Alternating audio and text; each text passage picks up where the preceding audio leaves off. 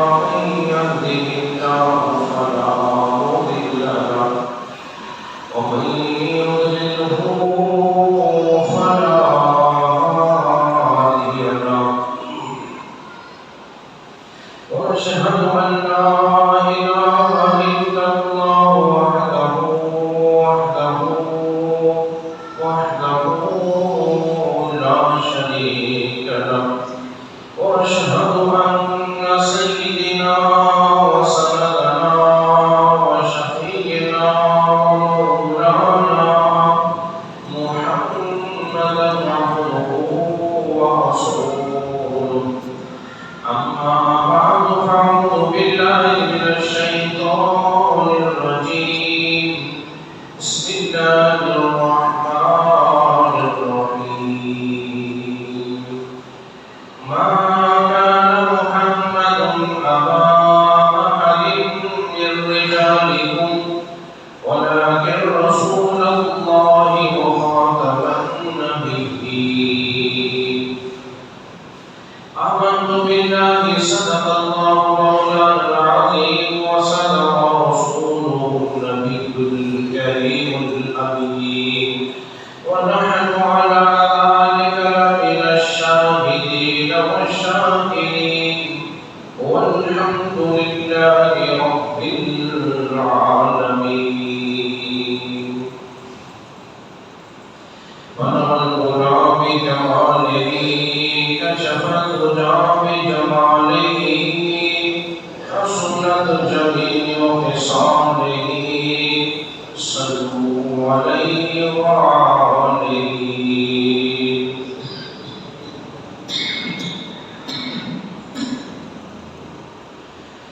الصلاة والسلام عليك يا رسول الله الصلاة والسلام عليك يا حبيب الله الصلاة والسلام عليك يا شفيع المذنبين الصلاة والسلام عليك يا رحمة للعالمين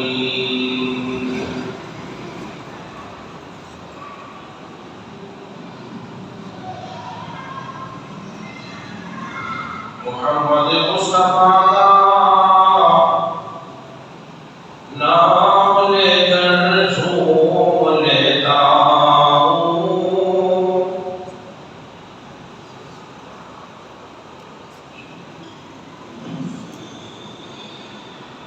محمد مصطفیٰ نام لے کر جھوم لیتا ہوں تصور میں سنہری جانیوں کو چوم لیتا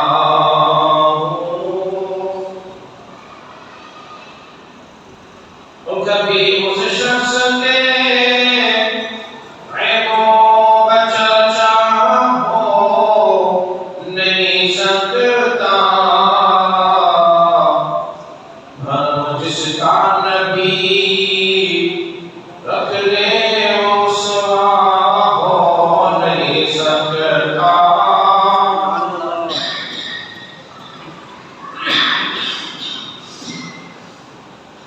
بھرم جس کا نبی رکھ لے اسوا ہو نہیں سکتا اور حقیقت میں ملک زندگی مایا نہیں کرتے بجھا دے مصطفیٰ سے دل کو گرمایا نہیں کرتے بجھا دے مصطفیٰ سے دل کو گرمایا نہیں کرتے صلاة کے بعد تمام بھائی کو صدیق اللہ اچھا شکر کے لیے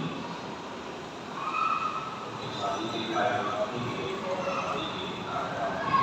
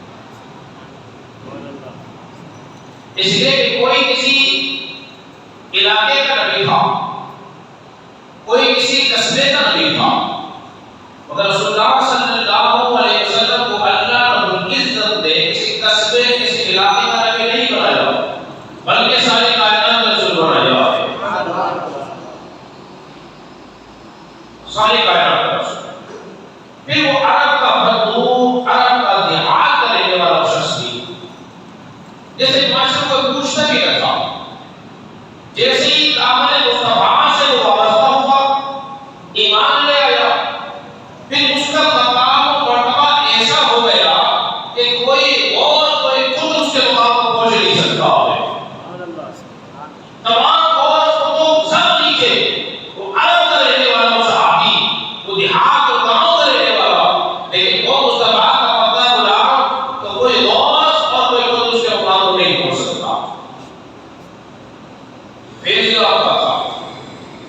حضور نے اعلان کروا نس عابد الوجوہ، یہ میرا صحابی ہوئے ستاروں کے موجود ہے، پھر تم جس کی بھی ابتدا کرو گے ہدایت کی راستہ ہوگا، جس کی بھی ابتدا کرو گے ہدایت کی راستہ ہوگا۔ پھر ایک اعلان اللہ رب العزت نے اور کرا ہے، کیا کہا؟ پھر فرمایا گیا تم بہترین امت ہو، میرے رسول اللہ کو فضیلت دی ساری کائنات کے رسول ہو۔ پھر کہا گیا ہے محبوب ہم نے تمہیں امت دی ہے تمام امتوں میں بہترین امت ہے، اور جو دین تمہیں دیا ہے وہ دین تمام دینوں میں پسندیدہ دین ہے۔ اور پھر اس کے بعد اللہ رب العزت نے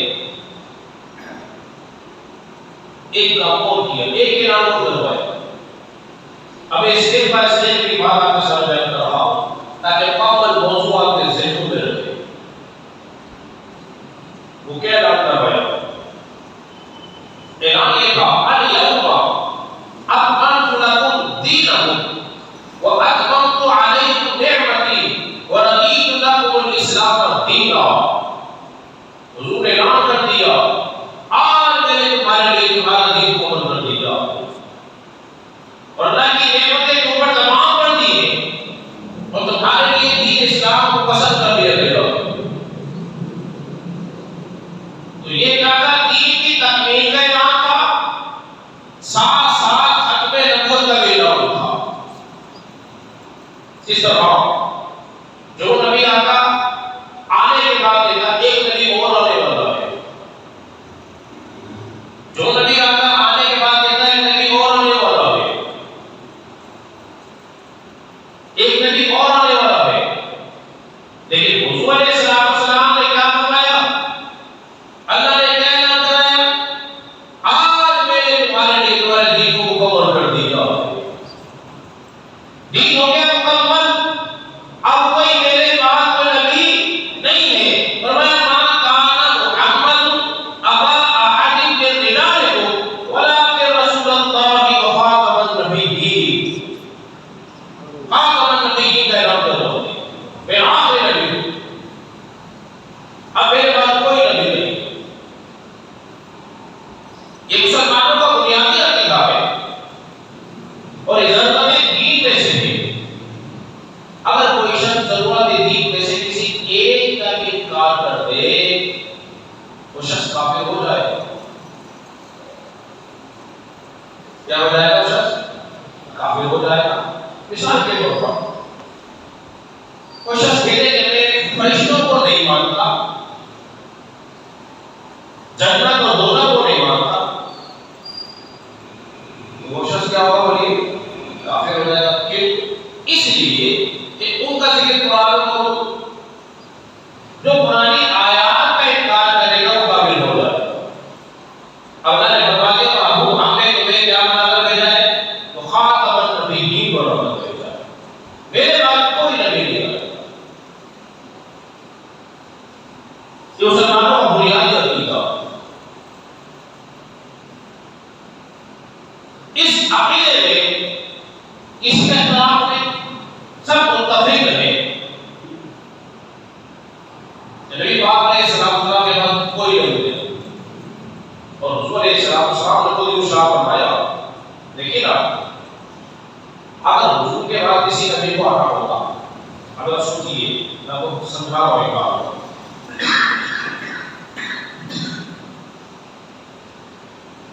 اگر نبی پاک علیہ السلام کے بعد کوئی نبی آنا ہوگا کسی نبی کو، تو حضور اعلان کرتے میرے بعد ایک نبی آنے والا ہے، ایسا ہے کہ نہیں؟ ٹھیک ہے، جس طرح پچھلے نبی نے اعلان کیا حضور اعلان کرتے کہ میرے بعد کوئی نبی آنے والا ہے، لیکن حضور نے اعلان نہیں کیا۔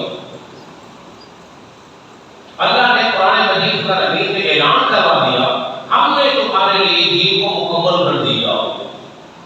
جب تک دین مکمل نہ تھا نبی آتے رہے،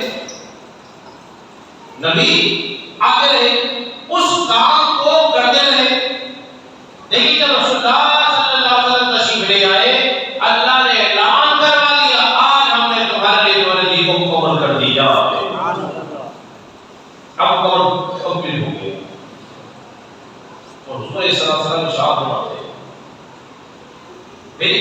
ایسی ہے مثال دے کے سمجھاؤ.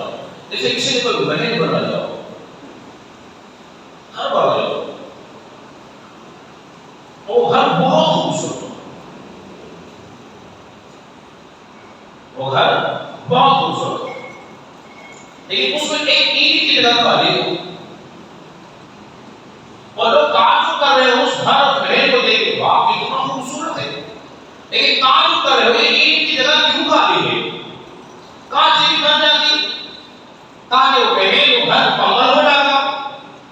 ایک بات علیہ السلام نے شاہ فرمایا لوگوں نے سن لو وہ اینٹ جو ہے وہ بے مستحام ہو. یہ آپ نے سبحانہ کے نام پر بہت ساری آیت کریمہ اس پر موجود ہے. 300 سے زائد آیت کریمہ جو ہے وہ ختم نبوت کے اوپر موجود ہے اور بے شمار حدیث پر موجود ہے. نبی کریم صلی اللہ علیہ وسلم نے شاہ فرمایا تھا کہ 30 جھوٹے ہوں گے جو نبوت کا دعویٰ کریں گے. کتنے؟ 30. ایک تو نہیں ہے 30.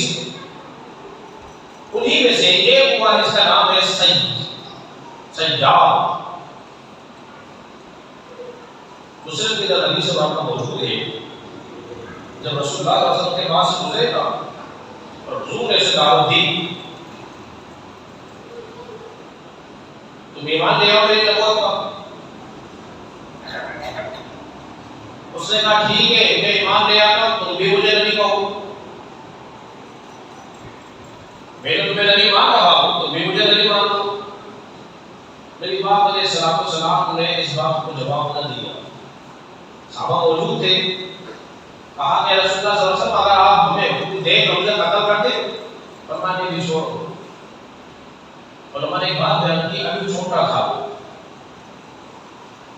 بلوغ نہیں تھا تو بلوغ کی عمر کو نہیں پہنچا تھا اس لیے چھوڑ دیا گیا.